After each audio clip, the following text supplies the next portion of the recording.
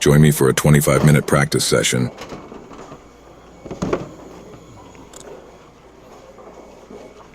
Put your legs into it. Nice and low, trail leg down. Project the ball.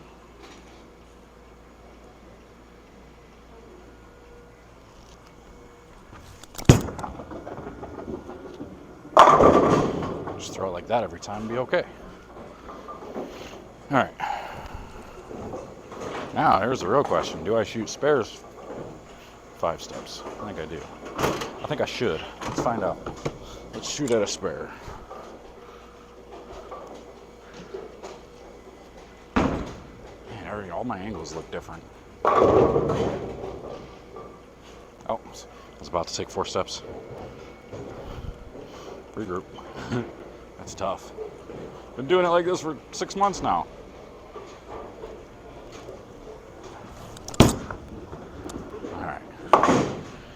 All right, let's try this again. Let's take a different ball, just for fun. Just for funsies. Let's see if I can do the right thing. A little optimum idle.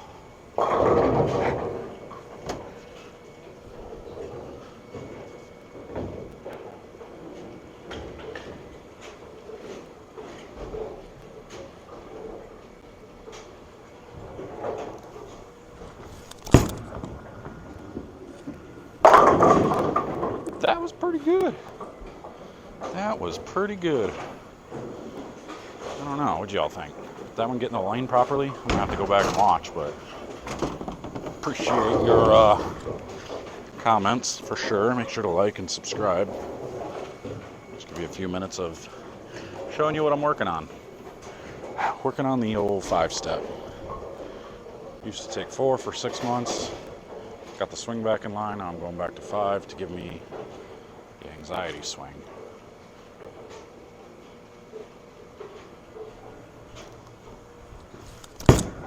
The anxiety step.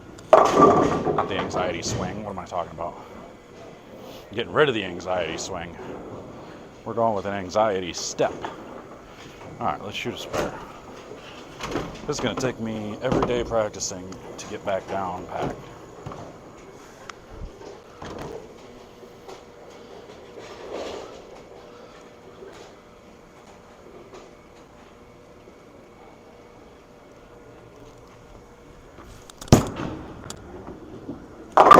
Making spares, baby. Alright, that was pretty good. That felt pretty good shooting spares. Alright, we know where the ball's going, so that's good. Can we manipulate it enough? No. I think we can. We'll find out. Beep beep. Here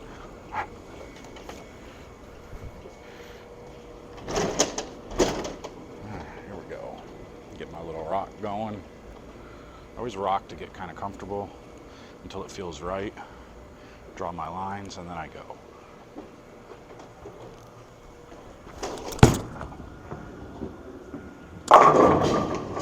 Lean on it. Not enough. These lanes are beat up, like really, really bad. Very, very carry down-ish. Very muddy down lane.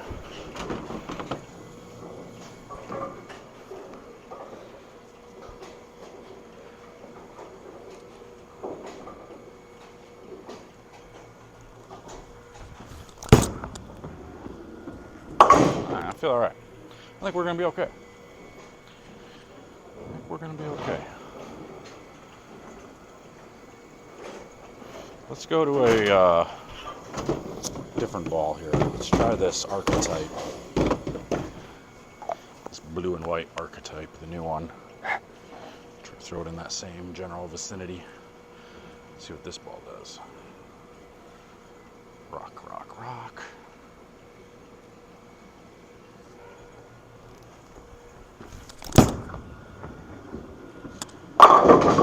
Still slow. Still doesn't get through there. All right, let's try a different ball. Let's try the DNA coil. Just because I want to see the difference. gonna shoot that spare. DNA coil, let's see what it does. This ball gets pretty forward down lane, so I'm not sure what it's actually gonna do. Let's try. Trying to stay in the same spot just to see the difference in these balls on a beat up lane condition.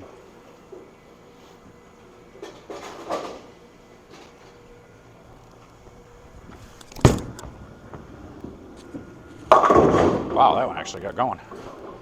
That's surprising. I don't know if I like that one or not yet. DNA coil. Oh, yeah, I mean, you just throw it? Yeah, I mean, I threw it out on tour patterns, and I can't really tell if I like it or not. Yeah, it does. Yeah. All right, so I got to get this one down the lane a little further. So we'll just look a little further.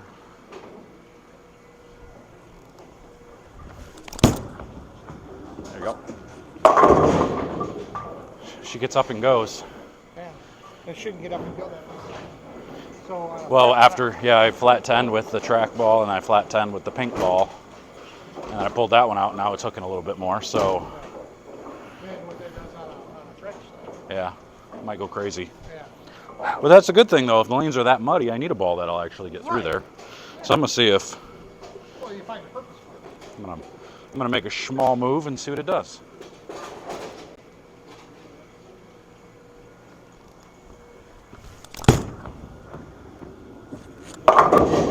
Just gets going too quick.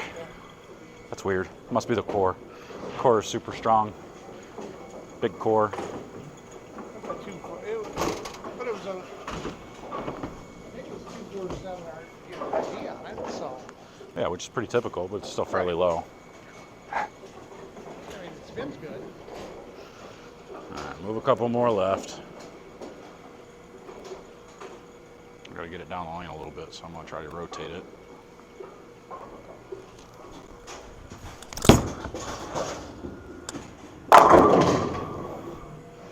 That one pushed a little better once I spun it just a little bit. Axis tilt generally gets the ball through the front of the lane cleaner.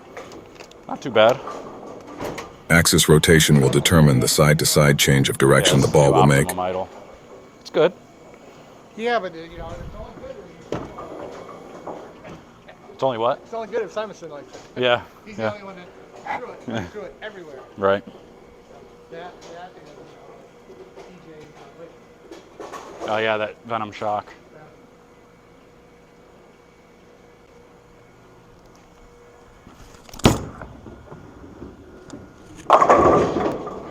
It's good to be, you know, have a ball that's that good in the tour run. You know. That might be really good if we get into the later blocks on some patterns, Yep. like at the World Series on game. Well, those are only 5-game blocks Only though, 5 game blocks. so that might never be good. Right. At the regional level though, it'll be good. We bowl 8-game blocks, so by the end of blocks, sometimes this ball will be good. Especially if there's a lot of urethane being played. Yeah.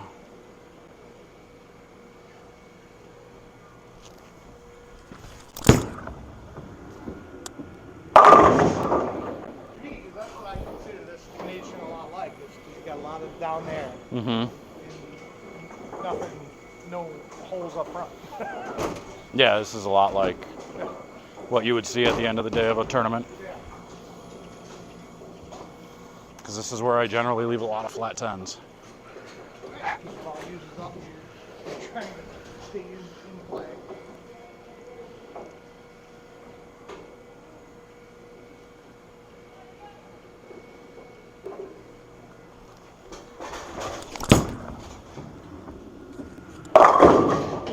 That's how you get the flat 10 out.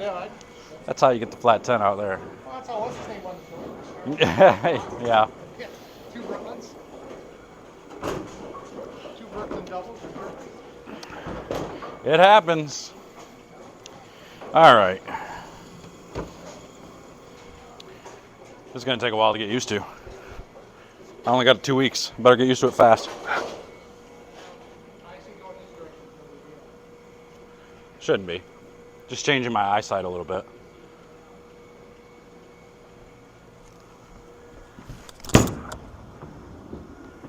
See, I don't even understand that. Why your eyesight would change? Because you're still looking at, you're still looking at the same general area. Yeah, but my perception changes with how, because I'm, with 4 steps, I'm way up here. Yeah, I know. So my angles feel different. When I back up, my angles feel so much more shut down, which might be a good thing. All right. All right, I guess I see from the initial. Because once you move, it's all good. Yeah, I mean, technically, you're still standing in the same spot, looking somewhat in the same spot. Yeah, you're still looking at the same spot. It's just your perception of when you start.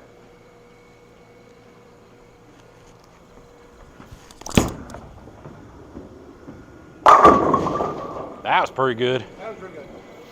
That was pretty good. That was really good at the bottom.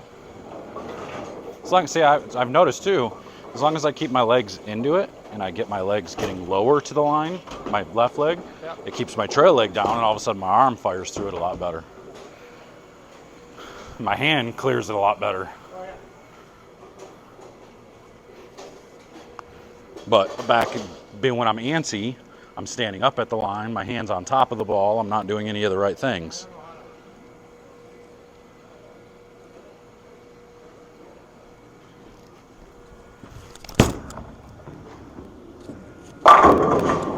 As long as I feel like when I get into it, my knee goes forward at the release point, I'm good. Everything's fine. It's when I get there and I go this way, that's not good. Up is not good. Because then my hand hits it up, and then it either hooks early or it just goes 60 feet.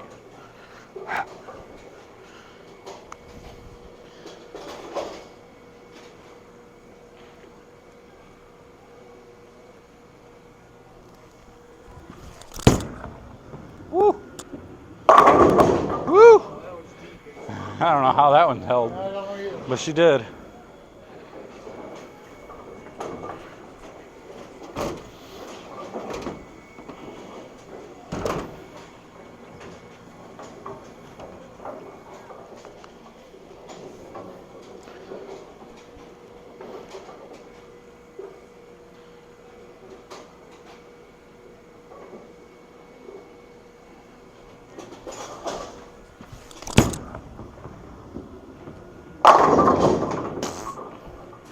So what I meant, for those of you guys watching, what I meant by that is as long as I get into the slide and my knee goes forward as I'm releasing, my trail leg gets out of the way and my knee goes forward, I'm good. It's the shots where I go here and then I go up and I'm pushing forward and my knee goes almost backwards and I'm forward this way. That's not good. That's where the anxiety is. That's when I'm out of time. I'm sure the ball goes in the right path. It goes where I want it to go because I practice all the time, but your hand doesn't do the right thing. Your body's in the wrong position.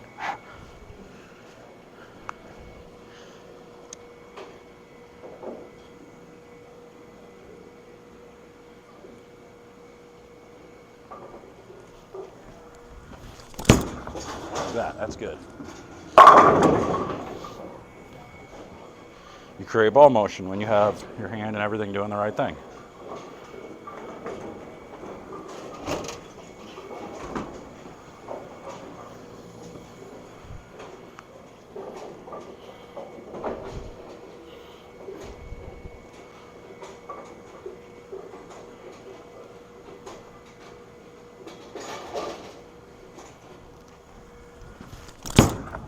Every time.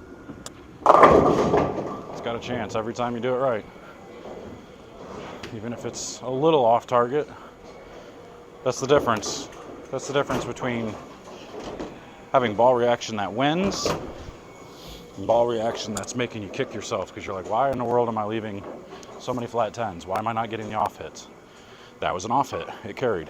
And we're bowling on trash right now. If you're not getting the off hits on this trash, you have no chance of winning. Visualize your lines, where you want the ball to go, and go. That one I got up on a little bit. Still got going in the right direction, so that's good. You can get lucky like that a little bit, but if you were to kind of slow that down and play it back, you'll see my knee almost came backwards a little bit, where I hit up on it just a touch. My knee went flexed upward instead of out, instead of towards the pins. Good example of that is like Tommy Jones. Watch Tommy Jones. He does it almost every single time.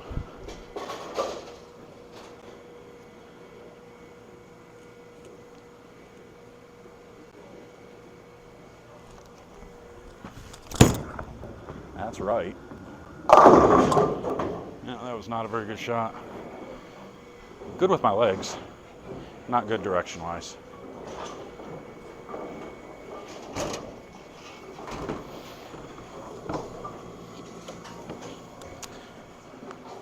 So now that one actually just never picked up. The rotation was too flat. So it got there for that type of angle. Where it was headed, the rotation made it only do so much. If the rotation is a little bit more sideways, it'll actually come off of that dry spot over there really well and have a chance still. So I got to make sure my hand gets around it just a little bit in this part of the lane, not so forward up the back. Kind of like that. So that way if you get it in, the rotation will kind of make it hydroplane a little bit and stay on line. And then if you get it to the dry, it'll come off of the dry and rotate back to the direction the ball's rotating towards.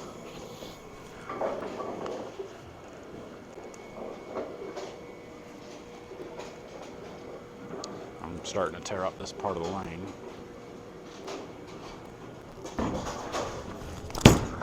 That's really good.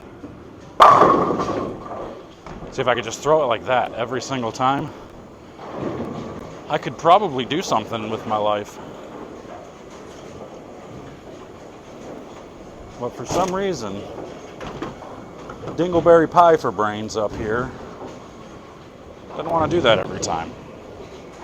So let's focus on doing that every time. What do you say, kiddo? Rotation, knee bend.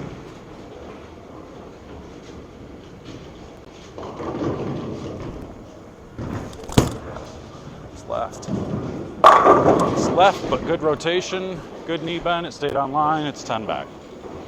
This is why room for error is important. This is why having good ball motion is important. This is why doing the right things is important. So on those days where you feel like, dang it, I'm leaving 10 pins, I can't get the 7 pin out, my good shots aren't striking, that there's a reason why. Your ball motion is not quite right.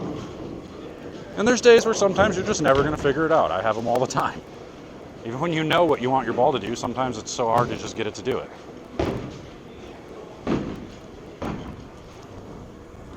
That's pretty good.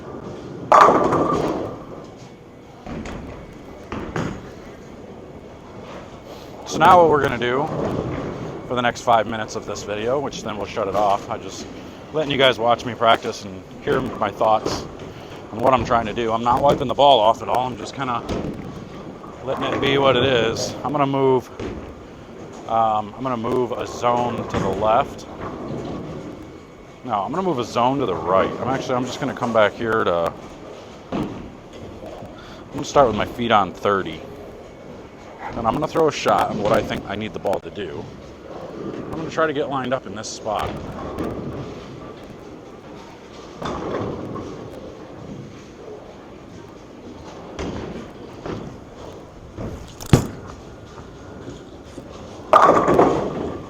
Pretty close, but you can see that one picked up just a little bit too early, but I'd rather 4-pin than 2-pin.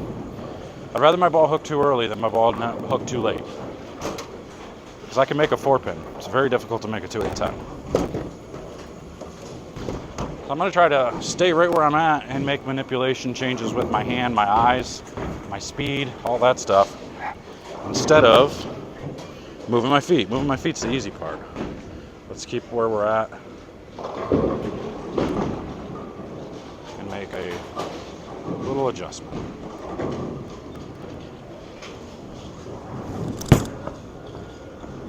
Oh, it's still hooked early. So that's going to be the challenge in standing here, is all the early friction there. So I'm going to have to combat that friction with ball speed and then dial in the ball roll to be able to get through the pins. So actually what I'm going to do in order to try to float my ball through there, I'm going to move my eyes out just a little bit further, like a foot past the dots instead of being right at the dots. See what that does.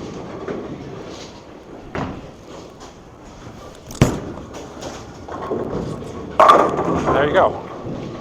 So that little bit makes me be a little bit softer with my hand. Floats it out there just a little bit further and gets it on line. See if it's a fluke, see if I can do it again.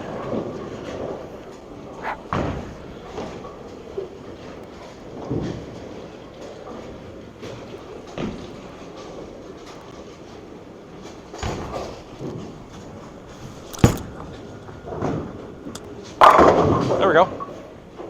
Now we got the right roll and speed and everything matched up. It took me 3 shots, which is what it should take, or less. So now let's try it again. And now I'll just move my feet. Actually, I'm just going to change balls. Stay in the same spot.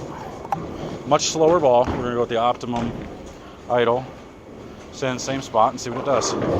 Based on knowing this ball is going to be earlier and slower, this might be difficult, but we're going to try. We're going to try just a little bit of loft and rotation.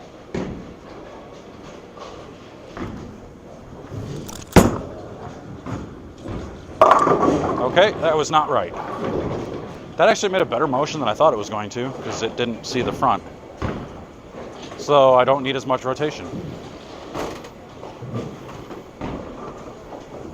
Don't need that much left to right, or right to left, or whatever way you want to look at it. So we're going to stick with a little bit of loft. And we're just going to roll it a little bit better.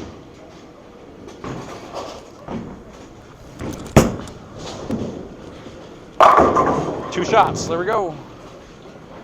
So we rolled that one a little bit more forward, lofted it over the heads, so that way the ball didn't see the front as much. So now, let's go to something like an IQ Tour from that spot. Or not an IQ Tour, a red IQ. IQ 78. And you got tape on this one, so you should be able to see the rotation. This is one where I'm going to have to rotate it because it's super slow and early, and I want it to see the friction. So we're going to try and get this one down.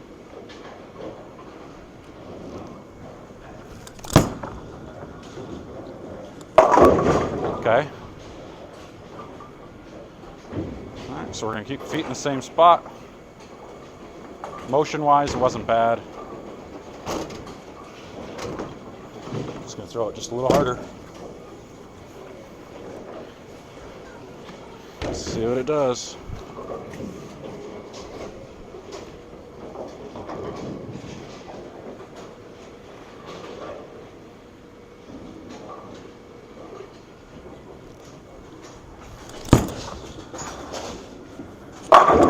Oh, we 8-10'd. This is why it's difficult, because it's a ball that's not going to give you a whole lot of motion other than the front. So we are going to have to try something else.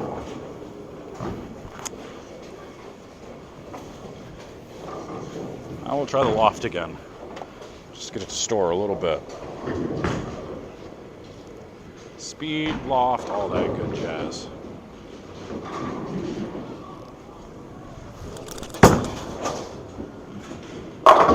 Oh, we got the gate out this time. This is the difficult part. Clearly not the ball to be using doing this. You guys get the right idea. You see what the challenge is.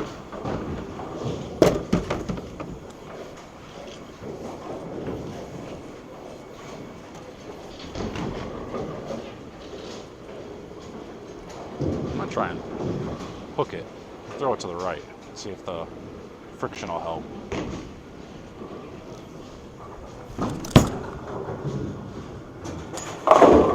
Oh, we got it to strike. That was closer. Probably the right idea, but you guys get the idea. I'm getting out of here. I just wanted you guys to see what I do practice-wise. 25-minute video, not too bad. Y'all have a great day. Make sure to like, subscribe, comment, all that. Thanks.